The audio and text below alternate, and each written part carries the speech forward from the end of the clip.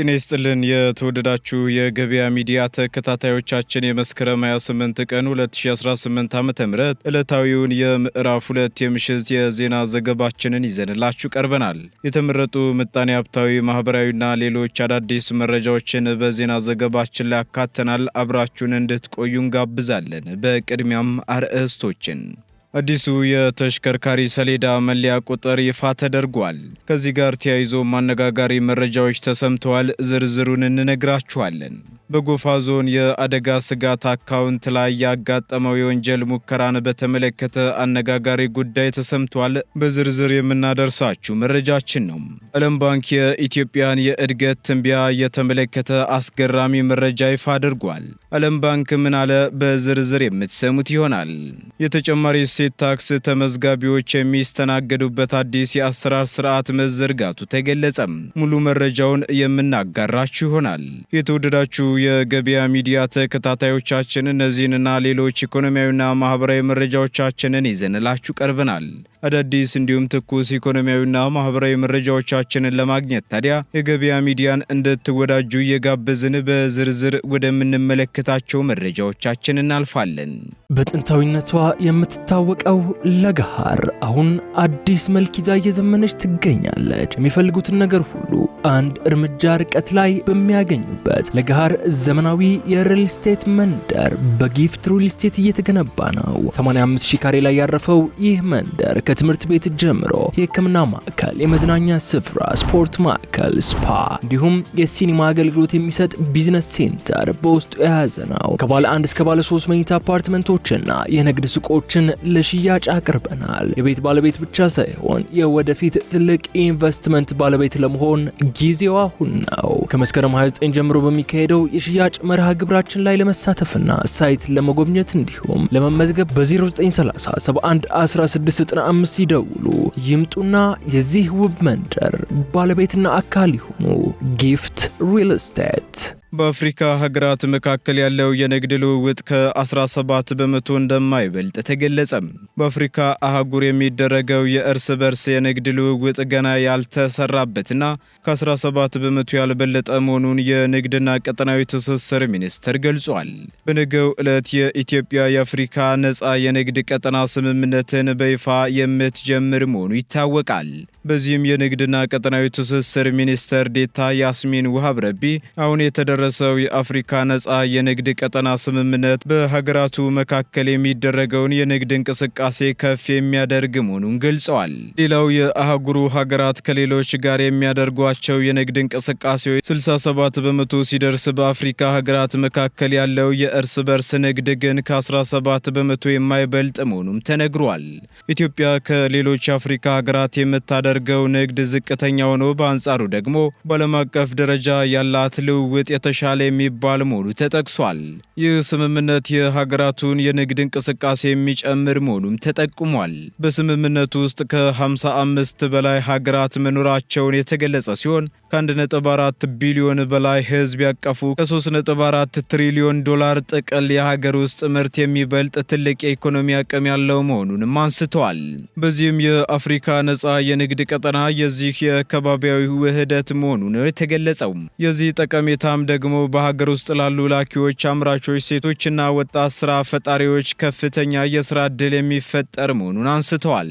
ለኢትዮጵያ ምርቶች ከፍተኛ የሆነ ወጪን መቀነስ፣ ታሪፍ ነክ ያልሆኑ ችግሮችን ለመቀነስና የንግድ ወጪን ለመቀነስ የአፍሪካ ነጻ ንግድ ስምምነት ወሳኝ ሚና እንደሚኖረውም ተነግሯል።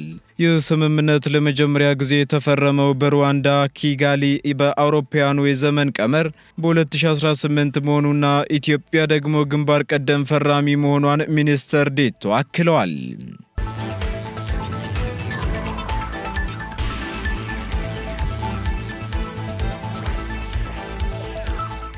የዓለም ባንክ የኢትዮጵያን የእድገት ትንበያ ከፍ አደረገ። የዓለም ባንክ ኢትዮጵያን ጨምሮ ከሰሃራ በታች ያሉ የአፍሪካ ሀገራት በዚህ ዓመት ፈጣን የሆነ የ3.8 በመቶ እድገት እንዳስመዘገቡ አስታውቋል። ለዚህ እድገትም ፖሊሲ አውጪዎች የዋጋ ንረትን ለማረጋጋት የወሰዱትን እርምጃ እንደ አንድ ምክንያት ያቀረበው ባንኩ በሚቀጥሉት 2 ዓመታት ውስጥ ደግሞ እድገቱ እንደሚቀጥልም ጠቁሟል። እድገቱ በሚያዝያ ወር ከነበረው 3.5 በመቶ የጨመረው እንደ ኢትዮጵያ ባሉ ሀገራት የውጭ ምንዛሬና የዋጋ ንረትን በማረጋጋት እንዲሁም የወለድ ቅነሳ በማከናወኑ ነው ሲል ባንኩ በየ2 ዓመቱ በሚያወጣው የአፍሪካ ቱልስ ዘገባው አመላክቷል። እነዚህ ምቹ ሁኔታዎች የግል ፍጆታና ኢንቨስትመንት እንዲጨምር እያደረጉ ነው ያለው ባንኩ በሚቀጥሉት 2 ዓመታት ውስጥ ደግሞ ዓመታዊ አማካኝ እድገታቸውን ወደ 4.4 በመቶ ከፍ እንደሚልም ገልጿል። በዚህም ደግሞ 4.3 በመቶ ከነበረው የመጀመሪያው ትንበያ ከፍ ያለ ሲሆን ከቀጠናው 47 ሀገራት መካከል የ30 ሀገራት ምጣኔ ሀብታዊ እድገት ትንበያ ከፍ ተደርጎ ተሻሽሏል ሲል በሪፖርቱ አመላክቷል። በቀጠናው ትላልቅ ምጣኔ ሀብት አላቸው ከሚባሉት መካከል የሆኑት የኢትዮጵያን፣ የናይጄሪያንና የአይቮሪ ኮስትን የምጣኔ ሀብት እድገት ትንበያዎች ባንኩ አሻሽሏል። የቀጠናው ምጣኔ ሀብት በአሜሪካ ፕሬዝዳንት ዶናልድ ትራምፕ ፖሊሲዎች ምክንያት በተፈጠረው የንግድ አለመረጋጋት እየተፈተነ ስለመሆኑም ተገልጿል። በተጨማሪም ከፍተኛ የብድር ጫናና በሚሊዮን የሚቆጠሩ ወጣቶች ስራ አጥነት ለአካባቢው ሀገራት ስጋት መሆናቸውም ተጠቁሟል።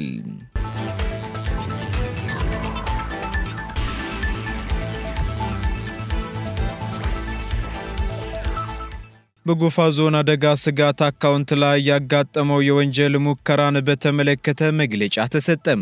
ሐምሌ 15 ቀን 2016 ዓ.ም በጎፋ ዞን ገዜ ጎፋ ወረዳ በተከሰተው እጅግ አስከፊ በሆነው የመሬት መንሸራተት አደጋ በመቶዎች የሚቆጠሩ ወገኖች ሕይወታቸው ማለፉ አይዘነጋም።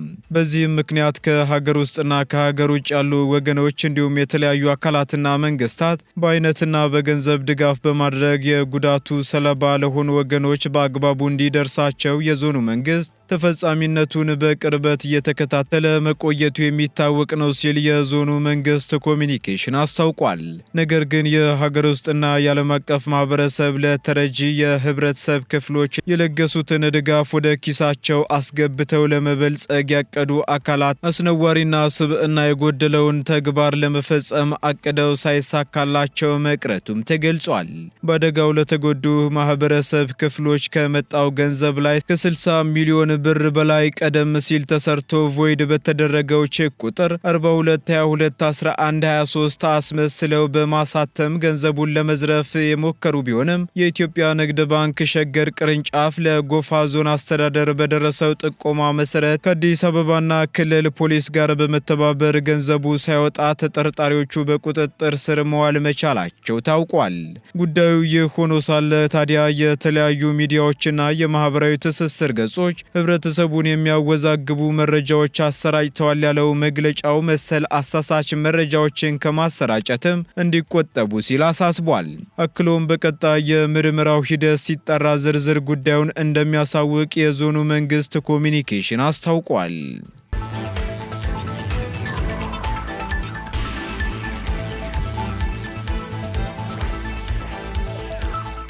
የተጨማሪ እሴት ታክስ ተመዝጋቢዎች የሚስተናገዱበት የአሰራር ስርዓት ተዘረጋም። በተጨማሪ እሴት ታክስ አዋጅ ቁጥር 1341/2016 እና አዋጁን ለማስፈጸም የወጣውን መመሪያ ቁጥር 1104/2017 ድንጋጌዎች መሰረት የተጨማሪ እሴት ታክስ ተመዝጋቢዎች የሚስተናገዱበት የአሰራር ስርዓት መዘርጋቱን የገቢዎች ሚኒስቴር አስታውቋል። ሚኒስትሩ መስከረም 21 ቀን 2018 ዓ.ም በሚኒስትር ዴኤታው አቶ አብዱራህማን ኢርጣይር ፊርማ ይፋ ባደረገው የአሰራር ስርዓት ቀደም ሲል ተርንኦቨር ታክስ ይከፍሉ የነበሩና አሁን ላይ ደግሞ በመመሪያው መሰረት ተጨማሪ እሴት ታክስ ተመዝጋቢ የሚሆኑ በሁለት ምዕራፍ ተከፍለው እንዲመዘገቡ የሚያስችል ስርዓት መሆኑ ተገልጿል። በአሰራር ስርዓቱ መሰረት በምዕራፍ 1 የሚመደብ ግብር ከፋይ ለተጨማሪ እሴት ታክስ ለመመዝገብ ከተቀመጠው ቅድመ ሁኔታ በተጨማሪ በ2017 በጀት ዓመት ወይንም ከዛ በፊት ባሉ የሂሳብ ጊዜያት የታክስ ማሳወቅ ግዴታውን በአብዛኛው በክፍያ የተወጣ ሊሆን እንደሚገባ በመስፈርትነት ከተቀመጡ ጉዳዮች መካከል ቀዳሚ ሆኗል።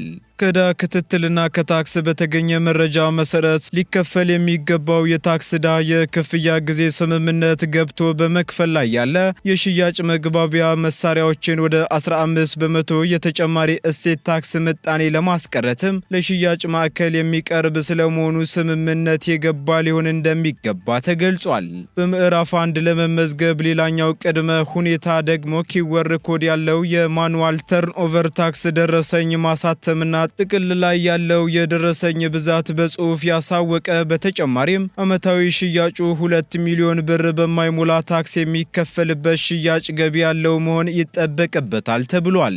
በምዕራፍ 2 ደግሞ የሚመደብ ግብር ከፋይን በሚመለከት ከሐምሌ 2017 በጀት ዓመትና ከዚያ በፊት የታክስ ማሳወቅ ግዴታውን በተከታታይነት ከ6 ወራት በላይ ያልተወጣ ግብር ከፋይ መሆኑ ተመላክቷል።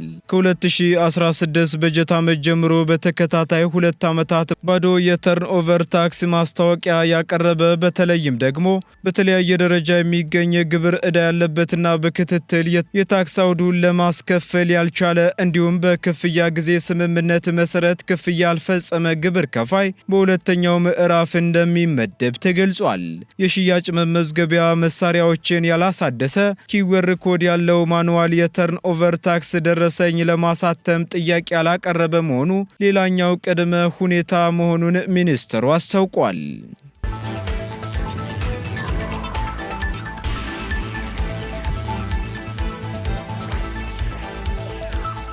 የዩኒቨርሲቲ ምደባ ይፋ መሆኑ ተገለጸ።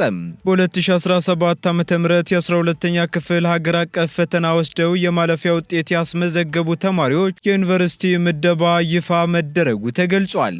በ2017 ዓ.ም የ12ኛ ክፍል ሀገር አቀፍ ፈተና ወስደው የማለፊያ ውጤት ያስመዘገቡና ለትምህርት ሚኒስቴር ተጠሪ በሆኑ የመንግስት ዩኒቨርሲቲዎች በወጪ ማጋራት ወይንም ስኮላርሺፕ ትምህርታቸውን ለሚከታተሉ የቅድመ ምረቃ መደበኛ ተማሪዎች የተቋም ምደባ ይፋ ማድረጉን የትምህርት ሚኒስቴር ያሳወቀ ሲሆን ከዚህ በተጨማሪ ሚኒስቴሩ የሬሜዲያል ፕሮግራም ምደባም በቅርቡ ይፋ የሚያደርግ መሆኑን አስታውቋል።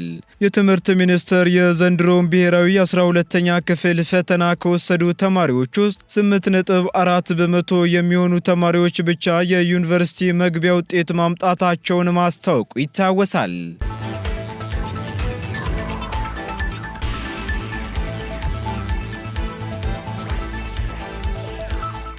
የፍሳሽ ቆሻሻ ወደ ወንዝ የለቀቀው ተቋም ከፍተኛ ገንዘብ መቀጣቱ ተገለጸም። በጉለሌ ክፍለ ከተማ ወረዳ 4 የአፍንጮ በር የወንዝ ዳርቻ ልማት በካይ ቆሻሻ ወደ ወንዝ የለቀቀን የንግድ ተቋም ወይንም ጠጅ ቤት 300 ሺህ ብር መቅጣቱን የአዲስ አበባ ደንብ ማስከበር ባለስልጣን አስታውቋል። ድርጅቱ በተደጋጋሚ ወደ ወንዝ የለቀቀውን በካይ የፍሳሽ ቆሻሻ እንዲያስቆም ግንዛቤ ቢፈጠርለትም ከድርጊቱ መቆጠብ አለመቻሉን የወረዳው ደንብ ማስከበር ጽሕፈት ቤት ኃላፊ ዋና ሳጅን ውብአለም ሽፈረው ተናግረዋል። ባለስልጣኑ መሰል ደንብ መተላለፎች ላይ የሚወስደው እርምጃን አጠናክሮ የሚቀጥል መሆኑን የተገለጸ ሲሆን ደንብ ተላላፊዎች ከድርጊታቸው እንዲቆጠቡም አሳስቧል። ከዚህ በተጨማሪም የደንብ መተላለፍን መከላከል የሁሉም ማህበረሰብ ድርሻ መሆኑን ከገለጸ በኋላ ለማንኛውም የደንብ መተላለፍ ጥቆማዎች ደግሞ 9995 ነጻ የስልክ መስመር እንዲጠቀሙ ጥሪውን አቅርቧል።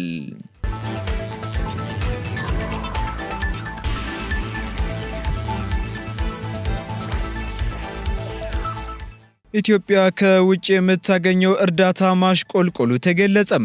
የኢትዮጵያ ኢኮኖሚክስ አሶሲዬሽን ባለፉት 2 ዓመታት ኢትዮጵያ ከውጭ የምታገኘው እርዳታ ማሽቆልቆሉን ያደረኩት ባለው ጥናት አረጋግጫለሁ ሲል አስታውቋል። በተለይም ከ4 ዋና ዋና አበዳሪዎች ማለትም ፈረንሳይ፣ ጀርመን፣ እንግሊዝና አሜሪካ በተከታታይ 3 ዓመታት የተገኘው እርዳታ እንደቀነሰ ገልጿል። በየጊዜው ለኢትዮጵያ ኢኮኖሚ የሚበጀውን ሐሳብ የሚያወጣውና የሚመክረው የኢትዮጵያ የኢኮኖሚክስ አሶሲዬሽን ተመራማሪዎችና አጥኚዎች ሰሞኑን በኢትዮጵያ የውጭ ዕዳ ጫናና እርዳታ መዳከም ዙሪያ መምከራቸውም ተሰምቷል። በተለይም ለኢትዮጵያ ይደረግ የነበረው የውጭ እርዳታ መቀነሱ የሚያመጣው ጫና እንዳለም በጥናቱ መብራራቱ ታውቋል። የኢትዮጵያ ኢኮኖሚክስ አሶሲዬሽን ምክትል ፕሬዝዳንት ዶክተር አዲስ ካሳሁን የዓለም አቀፍ እርዳታ በዚህ 2 ዓመታት ውስጥ በጣም እየወረደ መሆኑን ጠቅሰው በ2 ዓመት ውስጥ ከ9 እስከ 17 በመቶ ማሽቆልቆሉን ተናግረዋል።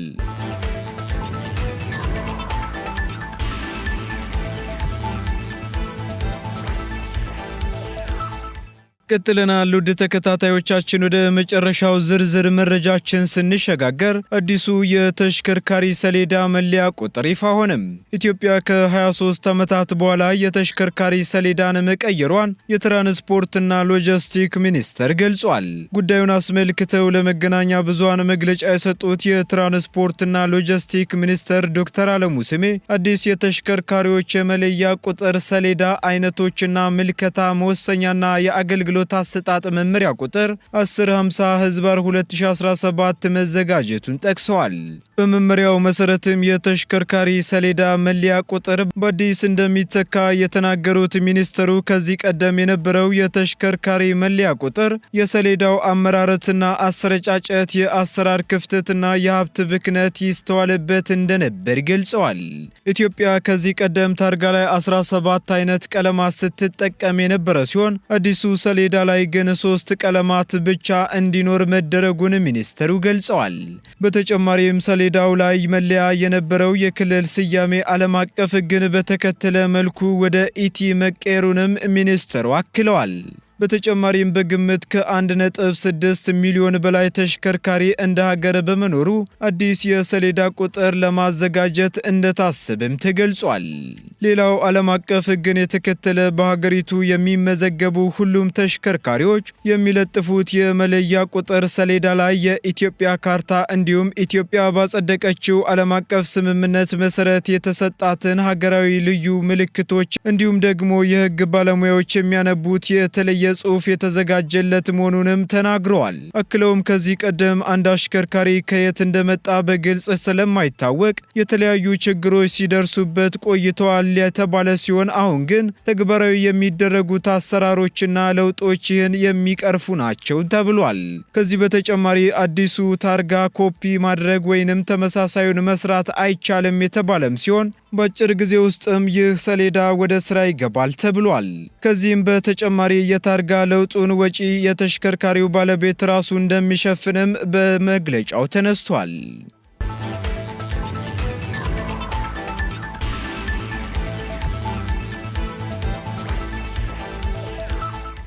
የተወደዳችሁ የገበያ ሚዲያ ተከታታዮቻችን ለምዕራፍ 2 ያዝንላችሁ ኢኮኖሚያዊና ማህበራዊ መረጃዎቻችን እነዚህን ይመስሉ ነበር። አዳዲስ እንዲሁም ትኩስ ኢኮኖሚያዊና ማህበራዊ መረጃዎቻችንን ለማግኘት ታዲያ የገበያ ሚዲያን እንድትወዳጁ እንጋብዛለን። ሰናይ ጊዜን ተመኘን። በጥንታዊነቷ የምትታወቀው ለገሃር አሁን አዲስ መልክ ይዛ እየዘመነች ትገኛለች። የሚፈልጉትን ነገር ሁሉ አንድ እርምጃ ርቀት ላይ በሚያገኙበት ለገሃር ዘመናዊ የሪል ስቴት መንደር በጊፍት ሪል ስቴት እየተገነባ ነው። 85,000 ካሬ ላይ ያረፈው ይህ መንደር ከትምህርት ቤት ጀምሮ የሕክምና ማዕከል፣ የመዝናኛ ስፍራ፣ ስፖርት ማዕከል፣ ስፓ እንዲሁም የሲኒማ አገልግሎት የሚሰጥ ቢዝነስ ሴንተር በውስጡ የያዘ ነው። ከባለ 1 እስከ ባለ 3 መኝታ አፓርትመንቶችና የንግድ ሱቆችን ለሽያጭ አቅርበናል። የቤት ባለቤት ብቻ ሳይሆን የወደፊት ትልቅ ኢንቨስትመንት ባለቤት ለመሆን ጊዜው አሁን ነው። ከመስከረም 29 ጀምሮ በሚካሄደው የሽያጭ መርሃ ግብራችን ላይ ለመሳተፍና ሳይት ለመጎብኘት እንዲሁም ለመመዝገብ በ0930 71 1695 ይደውሉ። ይምጡና የዚህ ውብ መንደር ባለቤትና አካል ይሁኑ። ጊፍት ሪል ስቴት